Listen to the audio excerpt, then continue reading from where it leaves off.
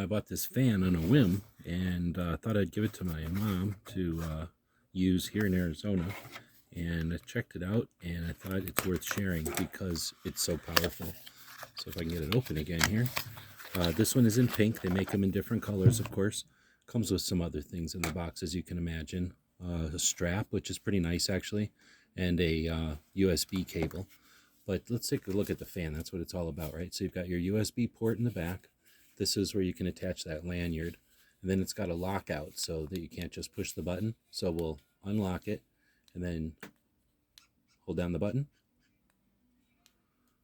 There we go. Now you can probably hear it. It's pretty quiet and it's blowing some air. Let's use this, right? Now I'll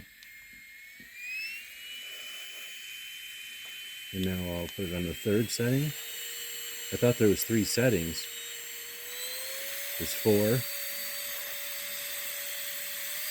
And the 5th setting. I was so impressed. It's hard to explain how fast this is blowing.